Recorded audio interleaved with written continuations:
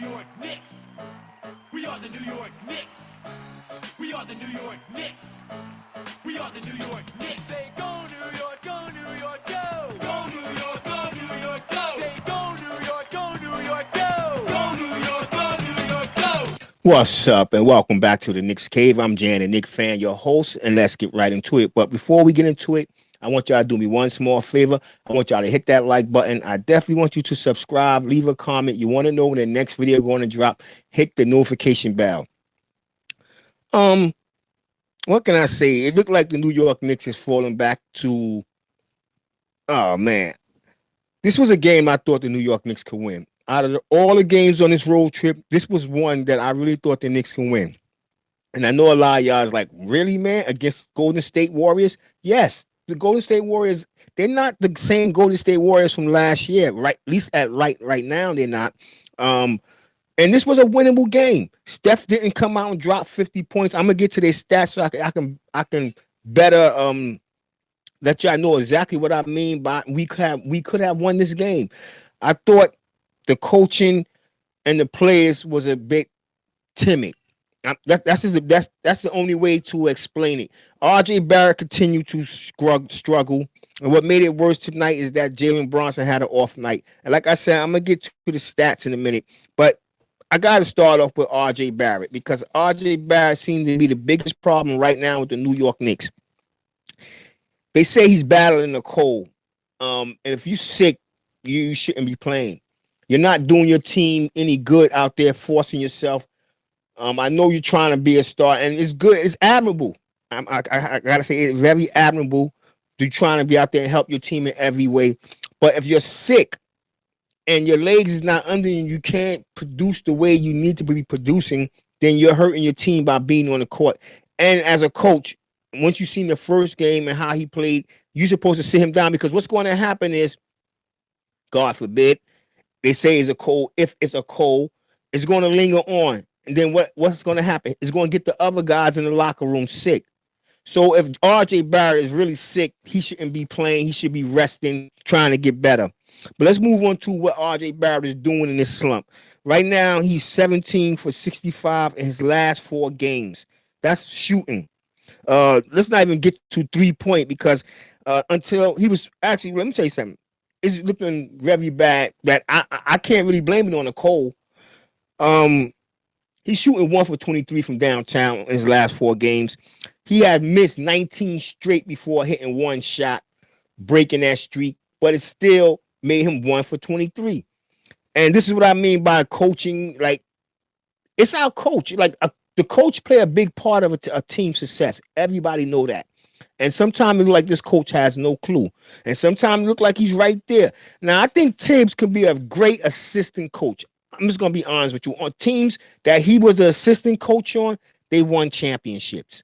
They won championships. But, and I think he when he's doing, you know what I'm saying, I'm really talking about Boston. But at the same time, they won championship because Tibbs is not a offensive coach. But let's get back on Barrett. And what I mean by, like, it's on the coach. You see what's going on, so you have to sit the coach. You have to sit the player down. Even if the player don't want to sit down, sometimes it's the betterment for the team.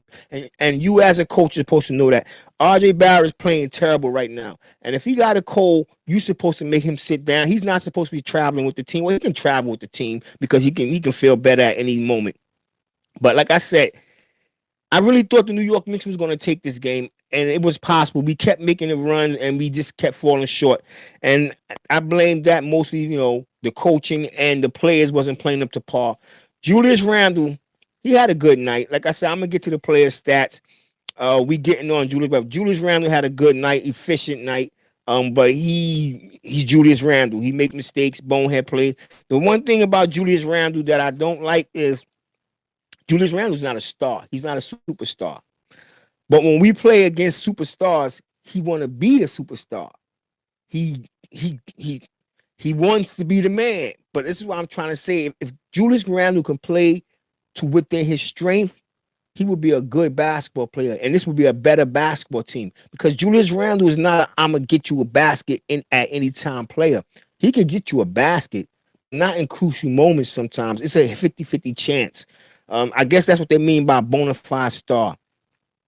Being that I'm talking about Julius Randle and all that, let's just get overdue to the team leaders of the game. Julius Randle led the New York Knicks in scoring with 20 points. He went 7 for 15 from the field. That's what I mean by he was efficient. 3 for 4 from the free throw line. Steph Curry led the Warriors with 24 points. He went 9 for 19. That's my biggest problem. Like my other video, I said I wasn't going to get on a Steph Curry rant, and I'm not going to rant. But a lot of people consider this man to be the best shooter in the league. And if a player is allowed to take 50 shots a game, he will be the best player in the league because you shooting more than anybody. So it's going to become what's the word I'm looking for? It's going to become automatic. You know what I'm saying? It's going to be automatic. He takes a lot of shots to get few points. I mean, not even say a few points, but like, okay, he have 24. He took 19 shots. You do the math on 19 plus 2. And then you know some of them was 3 shots. So, you know, yeah. But what I'm trying to say, it was like Kobe Bryant. Kobe Bryant would come out, take 25, 60, 30 shots, and score 28 points. I don't consider that to be great. I'm just being honest. And a lot of y'all gonna hit me up, but he's a good player. He gets you baskets in clutch moments. That's a good player. Yes, it is. But when you have a shooting percentage as some of these guys finish their career, how are you great? I always tell my friends the NBA produce stars, and they produce them. We know that. But let's get back to the team leaders. RJ Barrett, like I said, he had a bad night. The coach should have had him out there, 18 points, but it was terrible. He had 5 assists, 3 turnovers, and he played 40 minutes. 40 minutes for the way he played. Jericho Sims, team leader, rebounding, and he continues to impress. I think if Jericho Sims got more minutes, Jericho Sims would be a better player. I also think he's being played out of position. Imagine, I know a lot of people like the stretch 4, so he don't have a jump shot or a 3-point or a hook or whatever. He don't have a mid range, so we're gonna throw him into that that center position. But imagine this guy was playing in his right position, which is power forward. He would be manhandling some of these guys. He would be a beast. He just would be a liability on defense because today's power forwards can step out and hit that 3, i.e. Julius Randle. But he had 10 rebounds, 5 of them coming off of what else? The defensive rebound, and the other 5 coming off the offense. Draymond Green led the Golden State Warriors in rebounds. He had 9. All was defensive rebounds. He had no offensive rebounds. The way they were shooting, it wasn't that many offensive rebounds for Golden State. You know what I'm saying? I'm sorry about that, but the New York Knicks had me mad. And this is before I jump into tips, let's just give you a small update on an injury report. Cam Reddish is hurt. He suffered a right groin injury in the third quarter. It was reported it happened somewhere around in the ending of the first quarter from a foul from Draymond Green. You know how dirty he is, and I'm pretty sure when he seen the way, because Cam was putting it to him. Cam was going through the hole. That's just Draymond Green game, and we need players like that on the New York Knicks. But the thing about it, if they're not on a winning golden team for the NBA, he's going to get called foul every time, and that's how it happened on every other player. Because Draymond Green really supposed to foul out every game, but the Golden State Warriors get this. They get this pass. Let's be honest. They get a pass. Mitchell Robinson is still out with that right knee injury. It's been 8 games that he missed so far. He did travel with the team. There was hope that he would play, so he's still day to day. Let me backtrack for a minute. Cam Reddish is also day to day. A game like this, I think Mitchell Robinson would have been more of a hindrance. He'd have slowed the pace down. The Knicks are actually, I think, like number 7th, 8th in pace. I didn't got that stat up here, but I was just thinking about it, and pacing was. Well, he would have slowed this down some. But we could use his blocking. But I don't know. I like Jericho Sims and I like Isaiah Hartenstein. Isaiah Hartenstein played very timid last night. Like I said, the whole team kind of played timid. The coach, like I said, I'm gonna get into the coach in a minute. In a minute, let's just jump into the stats and see what these guys was really doing when we get over to these stats real quick. When we come over for the New York Knicks, actually, the field goal percentage was like, matter of fact, the team stats. I'm sorry about that. Um, we shot 34% from the field. We shot 26% from downtown. Um, Free throws was 94%. We had 45 rebounds. Thing is, Golden State had 51 rebounds. They shot 36% from downtown. They shot 45% for the field for the game.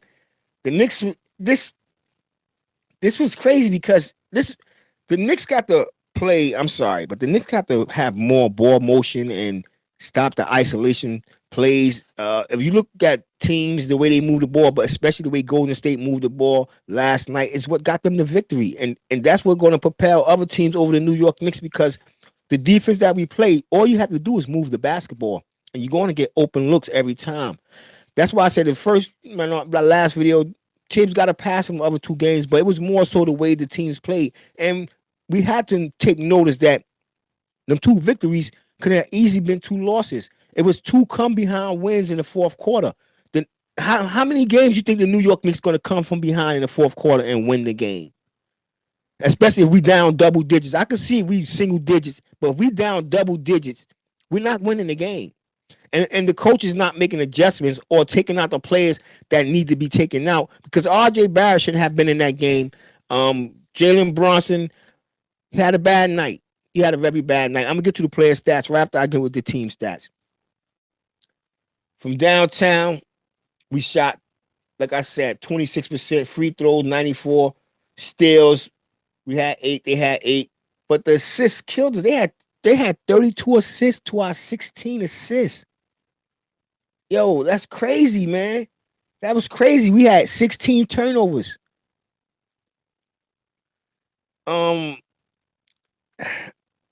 It's crazy. I'm just gonna be honest. It's really crazy the way we played that game last night. I thought we could have played better. That's just my opinion. We could have played better. But let's get to the player stats real quick.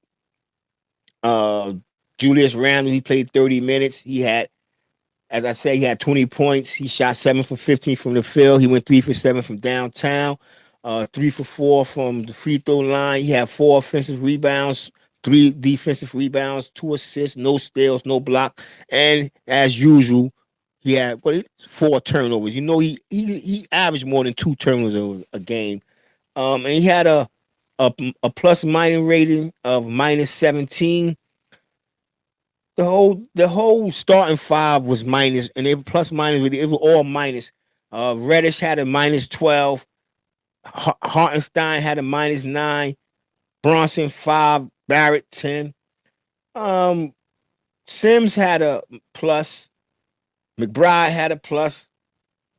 But you can't even talk about McBride because they came in like 2 minutes. But Sims, we get in. Sims scored how many points? Sims had 10 points, 10 rebounds, a double. And I think Sims need more playing time. So I know I was kind of, what will I say? I'm not going to say babbling. But when I was talking about putting Sims in his right position, I didn't finish. Now imagine if had Mitchell Robinson playing that center. That'd be a hell of a defense right there. Because Sims is not a bad defensive player. Will he be able to get out on that power forward? I think so because in college he played power forward some, and he was out on the perimeter playing defense. It's only because of Tom Thibodeau. And let's get to Tom Thibodeau defense. Let me go real quick and give y'all some.